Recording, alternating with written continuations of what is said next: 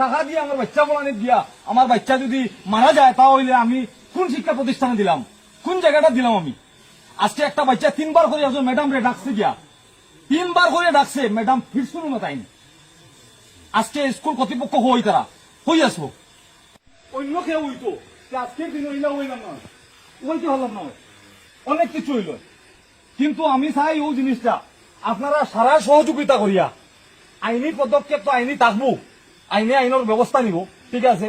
কিন্তু আমরা কোনো ধরনের কম্প্রোমাইজ নাই, আমরা বাচ্চাটাই নিয়ে পাইতো, এই বাচ্চা যে গঙ্গাপুরের নাই, গোটা আসামর বাচ্চা,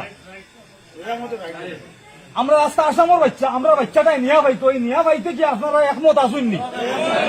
ইনশাল্লাহ আপনারা সহযোগিতা করবা, আমরা টাকা পয়সা আমরা কিচ্ছু লাগে না, আমরা বাচ্চাটা নিয়ে পাইতো। কিছু কথা শুনি আর যে 1.5 লাখ টাকা পাওয়া হয়েছে, কম্প্রোমাইজ হয়ে গেছে, কিছু বাজারে মাত চলে, আজকেও মাত হয়েছে, সন্ধ্যার সময় আমি বহুত মাত পাইছি।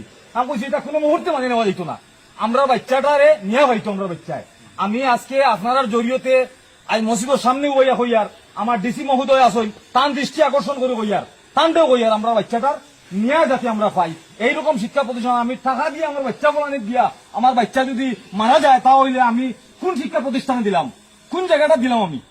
আজকে একটা বাচ্চা 3 বার করে আসলে ম্যাডাম রে ডাকছে গিয়া, 3 বার করে ডাকছে, ম্যাডাম ফিরছিল না তাই।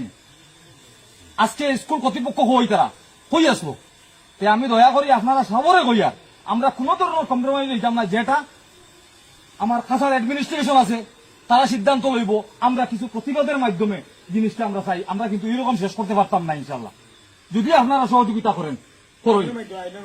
আইনের মাধ্যমে আমরা করব, আইনের মাধ্যমে আমরা এমনি কম্প্রোমাইজ আমরা দিতাম না, আইনের মাধ্যমে আমার কথায় বাসায় যদি কোনো ভুল ত্রুটি হয়ে থাকে আপনারা আমার টাকা